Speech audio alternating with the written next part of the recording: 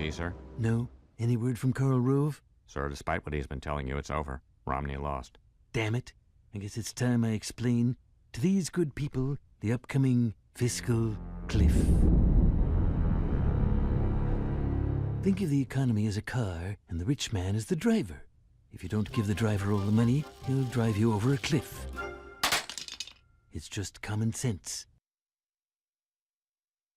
Very nice, Mr. Burns. Leave it to the Simpsons to explain the cliff. Excellent. Now, we've been talking for weeks now, obviously, about this impending cliff and the standoff in Washington. But what exactly would a deal really look like, or more specifically, a no deal look like? And more specifically, what would it look like for you? Well, Andrew, you've been looking at that question here, and as we talked about it this morning, it's a constituency we keep forgetting about. We're talking about the political posturing, who won what mandate or not in November, but how about the public here who's going to be dealing with the after effects? Yeah, you know, for all the talk of top-end tax rates, they're the ones who are going to be impacted by the fiscal cliff the least. And if Congress can't make a deal, it would seem to spell hardship for Main Street, especially if you're on Main Street and you get an unemployment check. Melinda Vega has been put on notice. If the Congress and president don't get their act together, her unemployment checks will stop coming immediately at the end of the year. We're dependent on that money to pay our bills. She's been without a job for a year. Her $450 a week unemployment check is a lifeline. We won't be able to pay some of our bills, and as for Christmas and things of that nature, they're probably off the table. She's not alone. Without a deal, unemployment compensation will end for the 2 million people who have been out of work for more than 26 weeks. Many of the unemployed started receiving the news this week from pre-recorded phone calls like this one in Washington State. Emergency unemployment compensation shuts off at the end of December unless Congress votes to extend the program. And of course, going off the so-called fiscal cliff means a tax hike for just about everybody who does have a job. But Treasury Secretary Timothy Geithner said the president is absolutely willing to go over the cliff unless Republicans agree to raise tax rates. There's no prospect to an agreement that doesn't involve those rates going up on the top 2% of the wealthiest Americans. Remember, it's only 2%. And on that, no progress. Where are the specifics? Where are the discussions? Nothing is going on.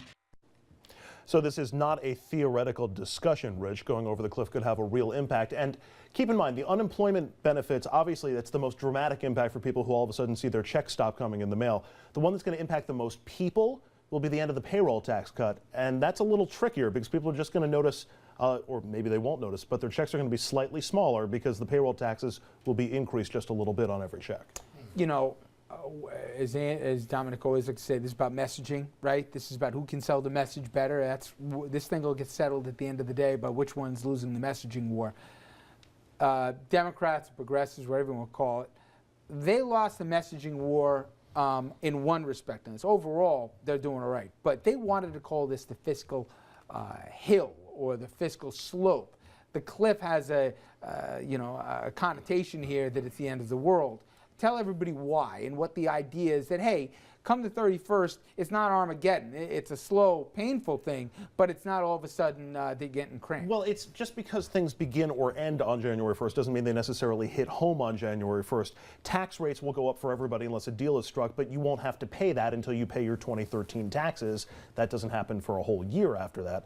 And spending will start being cut, but it won't automatically stop on January 1st. It'll just slowly start to dry up. So certain programs will slowly run out of money. To me, Dom, the thing that always seems to impact people before they even notice in their paychecks or whatever else is most people have some form of investment, even if it's really small in the markets. It could be a 401k, they're big fish here, they might be playing more, but the point is people look, and they'll look at the indexes, even if they're not looking at if they see the market's taking a beating, all of a sudden they say, whoa, whoa, whoa.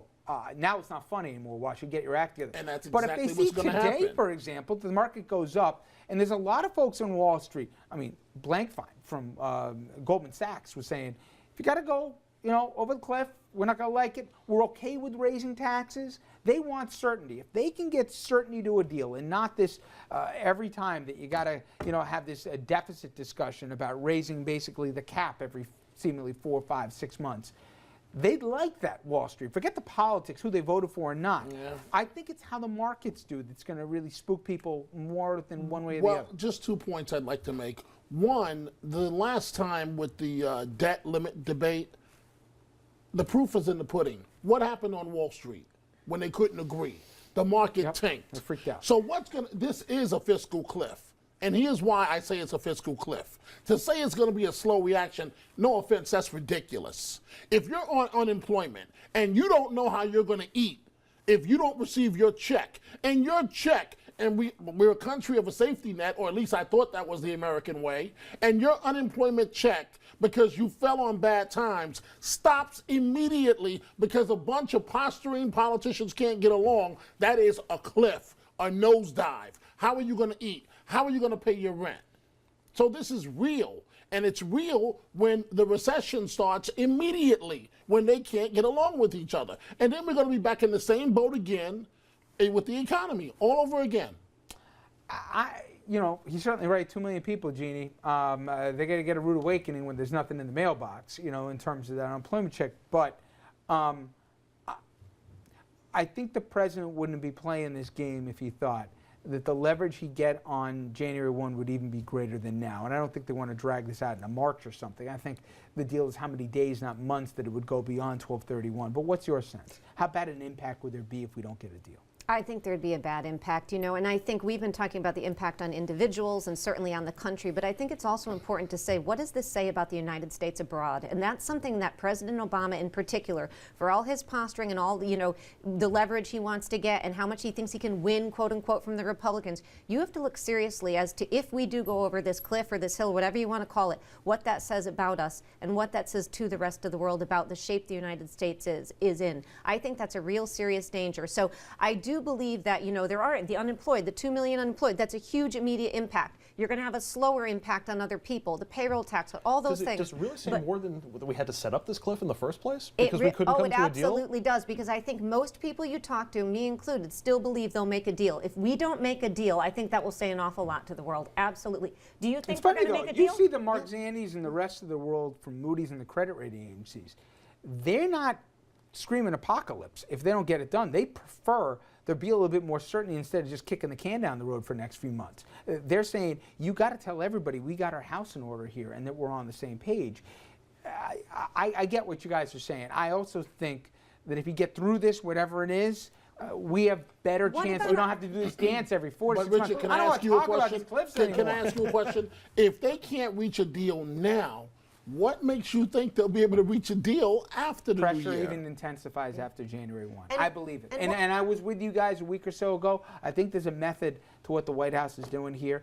And I believe down deep they think that they've got him not only over a barrel, but they'll get even a better deal if they're willing to show that they're not chicken. The best line somebody said was, the best way to win a game of chicken is, you take the steering wheel, you rip it off the car, you just hope the other guy doesn't do the same thing. So we're going to take a break here. When we come back, we're going to be going over to the Garden State of my good friends in New Jersey. We'll talk about the governor's race. Will Cory Booker get in or not?